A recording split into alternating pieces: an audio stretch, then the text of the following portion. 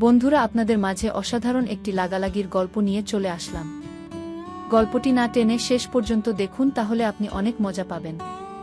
আমাদের নতুন নতুন ভিডিও পেতে আমাদের চ্যানেলটিকে সাবস্ক্রাইব করুন এবং কমেন্ট করে জানিয়ে দিন কোন ধরনের গল্প আপনি পছন্দ করেন। চলুন বন্ধুরা, গল্পটি শুরু করি। আমি বসলে উনি আমার প্লেটে আগে খাবার সার্ভ করেন, তারপর নিজের প্লেটে। আমি খাচ্ছি না দেখে আমায় খেতে ইশারা করলেন। আমি তাড়াতাড়ি খাওয়া শেষ করেই উঠে বারান্দায় চলে গেলাম। একটু পরে উনি এসে বললেন, আজব মানুষ তো তুমি। আমি উনার দিকে তাকিয়ে বললাম, কেন? উনি, তোমার জন্য এত কিছু করলাম অথচ তুমি একটা ধন্যবাদ পর্যন্ত দিলে না। আমার মনে হলো তাই তো সত্যিই অনেক বড় ভুল করে ফেলেছি। আমি সরি। উনি, চাইছি থ্যাংক ইউ আর দিচ্ছে সরি। তোমার কি মাথা খারাপ? আমি, না তা হতে যাবে কেন? আসলে এতক্ষণ আপনাকে থ্যাংক ইউ বলিনি, তাই সরি। আর সত্যিই আপনাকে অসংখ্য ধন্যবাদ। আজকে সবচেয়ে সেরা রাত আপনি আমাকে উপহার দিয়েছেন, যা আমি কখনোই ভুলব না। উনি আর কিছু বললেন না। আমি গ্রিলের উপরে হাত রেখে দাঁড়িয়ে আছি। হঠাৎ উনি আমার হাতের উপরে হাত রাখেন। আমি অবাক হয়ে উনার দিকে তাকাই, কিন্তু উনার এতে কিছু যায় আসে না। উনি তো চাঁদ দেখতে ব্যস্ত। হঠাৎ উনি বলেন, তোমার মনে আছে একদিন আমি বলেছিলাম যে চাঁদের থেকেও সেদিন একটা জিনিস খুব সুন্দর লাগছিল? আমি, হুম। উনি, কি সেটা জানো? আমি, না তো। আপনি তো সেদিন বলেননি কিছু। উনি, যে নিজেই চাঁদের থেকে সুন্দর তাকে আবার কি বলে দেওয়া লাগবে? আমি, যে নিজেই মানে। বলতে গিয়ে থেমে গেলাম। উনি আমার দিকে তাকিয়েই কথাটা বললেন। তার মানে উনি আমার কথা বলছেন। বুঝলাম এটা আমি। তবে কি উনিও আমায় ভালোবাসেন? সেটা কিভাবে হয়? আর যদি ভালো নাই বাসে, তবে আমার বার্থডে কিভাবে মনে রাখল? উনি হঠাৎ আমার হাতে একটা ভাজমন রিং পরিয়ে দিলেন। আমি তো আরো অবাক। উনি, এটা তোমার বার্থডে গিফট। আমি খেয়াল করলাম একেবারে পারফেক্ট মাপ, কিন্তু কিভাবে? আমাকে তো নিয়ে গিয়ে তো আর উনি রিংটা কিনেননি, তবে ঠিক মাপ হলো কিভাবে? আর উনার আঙ্গুলের সাথে তো আমার আঙ্গুলের মাপ সেম হবে না, তাহলে কিভাবে? প্রশ্নটা অবশ্য মনেই রেখে দিলাম। আমায় ভাবতে দেখে উনি বলেন, পছন্দ হয়নি? আমি, না তেমন কিছু না। অনেক সুন্দর এটা। উনি, অনেক রাত হয়েছে, তোমার ঘুমানোর প্রয়োজন। আমি হুম বলেই তাড়াতাড়ি রুমে গিয়েই বিছানায় শুয়ে পড়ি। উনিও এসে লাইট অফ করে আমার পাশে শুয়ে পড়েন। তবে আজ আজব কাজ হলো। অনেকদিন পরে আজকে উনি আমায় জড়িয়ে ধরলেন। এই প্রথম উনাকে আমি এত অনুভব করলাম। উনার এই স্পর্শটা যেন আমার কাছে খুব মূল্যবান। উনি ঘুমিয়েও পড়েছেন, কিন্তু আমি আজকে পারছি না।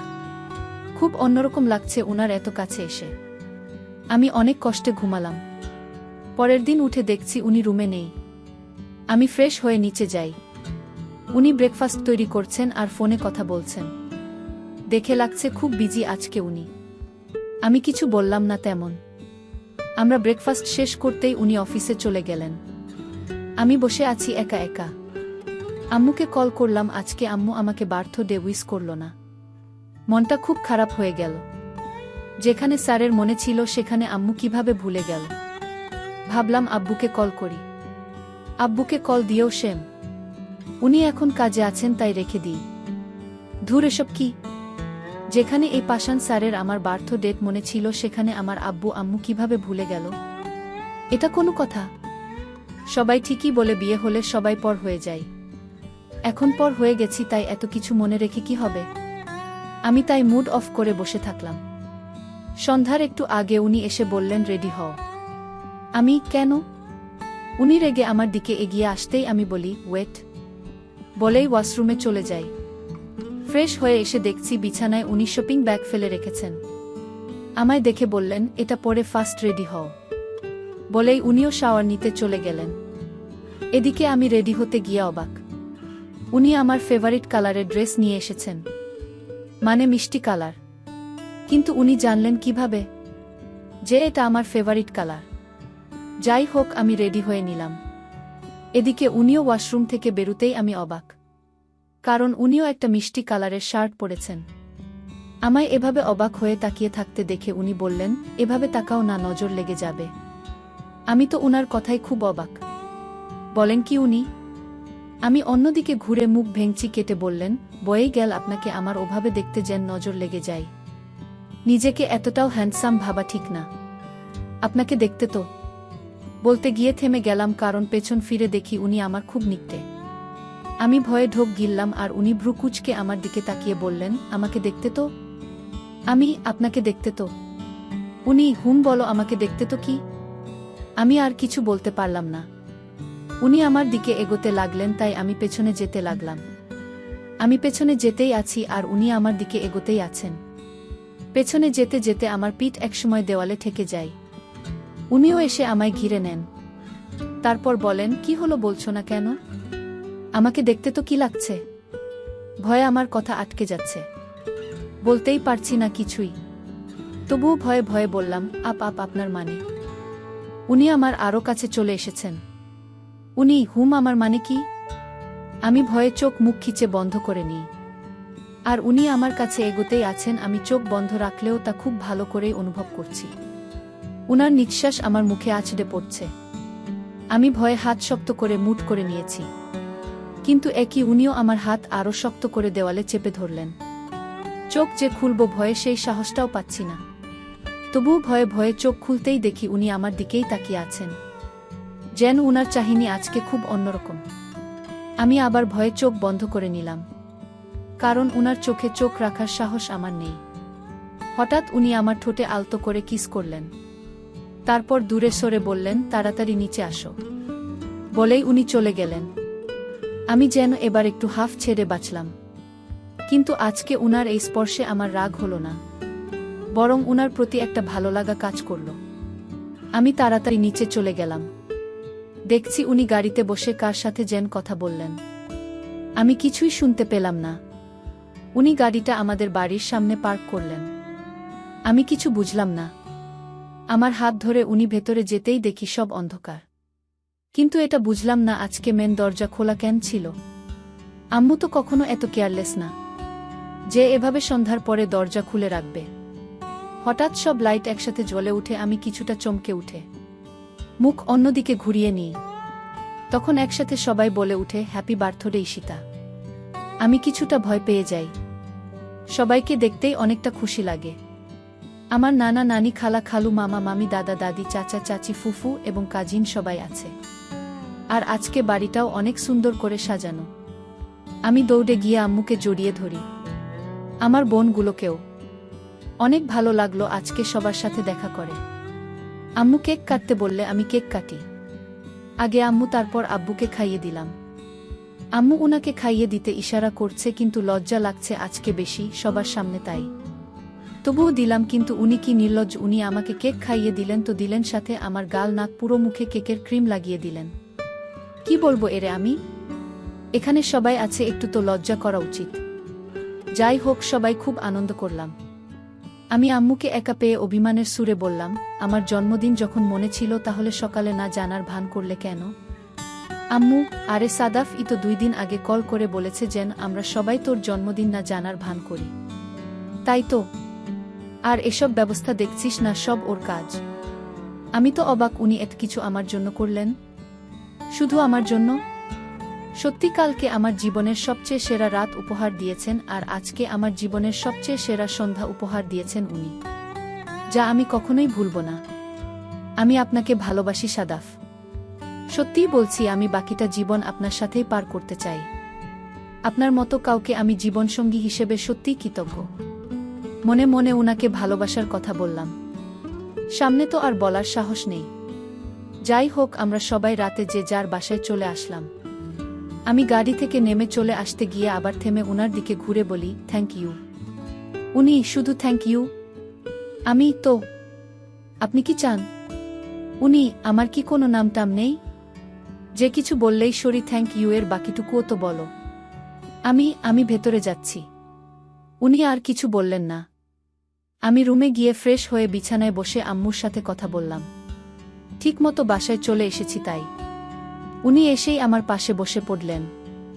আমি উনার এহেন কাজে খুব অবাক। আবার আমার দিকে এভাবে তাকিয়ে থাকার মানে কি? Are you okay? উনি, নো, আম নট ওকে। কেন, কি হয়েছে, আপনার শরীর খারাপ? বলেই উনার কপালে হাত দিলাম 2-5 না ভেবেই। না জ্বর তো নেই। তাই বললাম জ্বর তো নেই। তাহলে? উনি সব শরীর খারাপের কি প্রধান কারণ জ্বর হয়?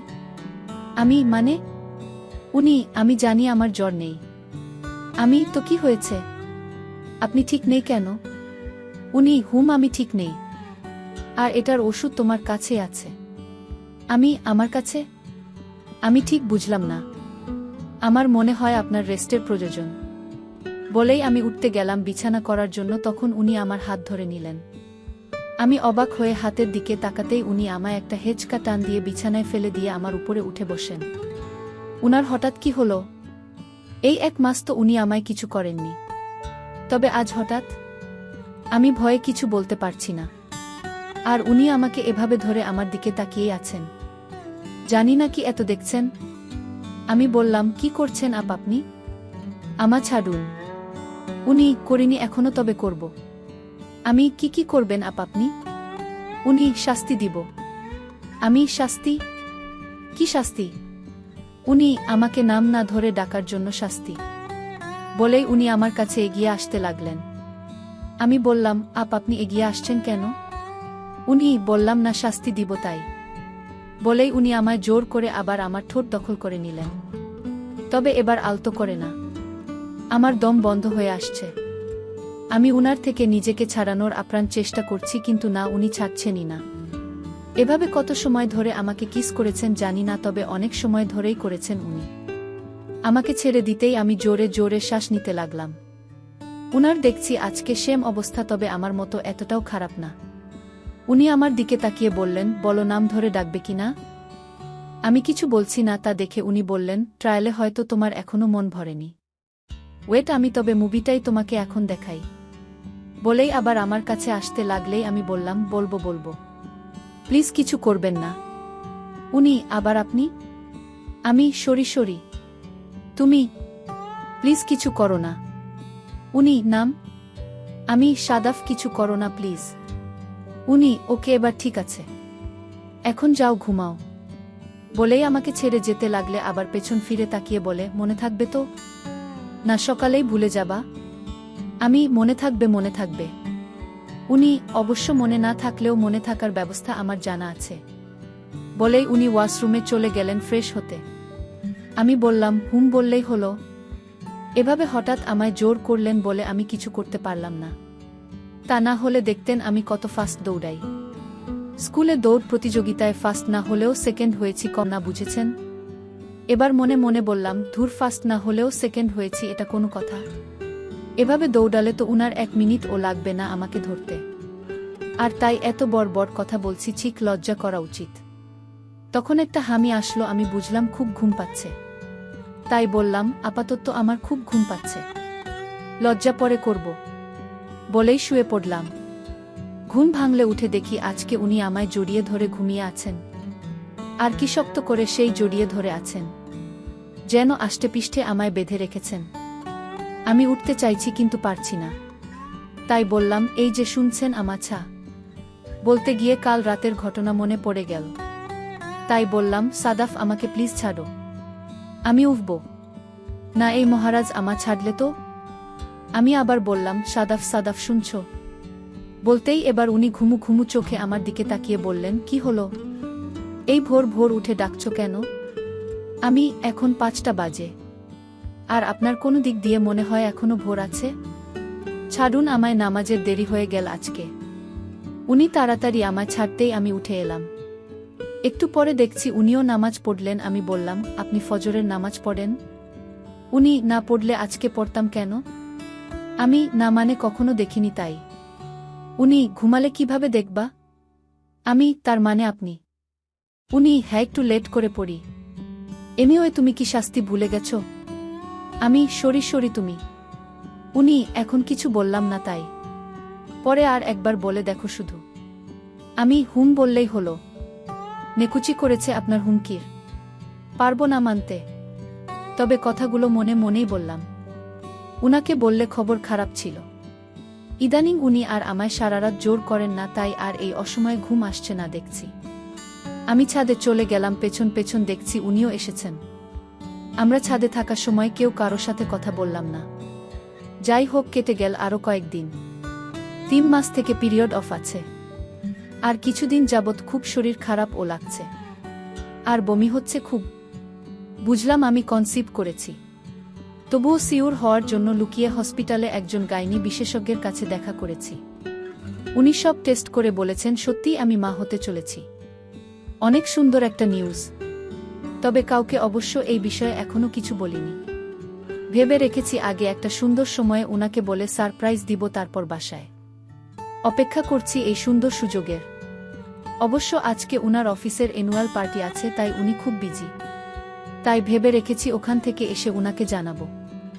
যাই হোক, উনি আমায় কল করে বললেন তাড়াতাড়ি রেডি হতে। আমি তাই উনার কথা মতো তাড়াতাড়ি রেডি হয়ে গেলাম। তারপর উনি আসতেই আমরা একটা রেজর্টে চলে আসলাম। উনি ভেতরেও যাননি, আমাকে নিয়েই চলে এসেছেন। বুঝলাম খুব চাপে আছেন কাজের আজকে। আমরা রেজর্টের ছাদে চলে আসলাম। দেখে বোঝাই যাচ্ছে না যে এটা ছাদ। খুব সুন্দর করে সাজানো, লাইটিং করা, আবার ছোট ছোট গাছ লাগানো আছে। আমাকে ইতির সাথে রেখেই জানি না উনি কোথায় চলে গেলেন। আমরা গল্প করছি, তখন দেখলাম ওই মেয়েগুলোকে, যারা সেদিন আমায় যা নই তাই শুনিয়েছিল। তাই ইতিকে নিয়ে ওখান থেকে সরে আসলাম। আমি আর ইতি বসে গল্প করছি। তবে এদিকে উনার একজন বিজনেস ডিলার ছিল। আমি চিনি না কে, তবে দেখেই বোঝা যাচ্ছে অন্য একটা কোম্পানির এমডি হবে। তখন হঠাৎ উনি এসে আমাদের টেবিলে বসে আমাকে বললেন, আপনি ঈশিতা না? আমি, জি বলুন। উনি, দেখতে তো মোটামুটি ভালোই আছেন। তা শুনলাম আজকাল সাদাফের সাথে চলাফেরা করছেন। ওর বাড়ি থেকেই বলে আপনাকে বের হতে দেখে সবাই। আবার ওর সাথেই তো সব জায়গায় যাওয়া আসা করেন। তা কত নেন? আমি অবাক হয়ে যাই উনার কথাই। তাই বললাম, মানে? উনি, মানে তো পরিষ্কার। তা রাত কাটানোর জন্য কত টাকা নেন? একটু আমাকেও বলেন। আমি তার থেকেও দরকার হলে একটু বেশি দিব, অন্তত 1 রাত। বলেই আমার হাতের উপরে হাত রাখলেন।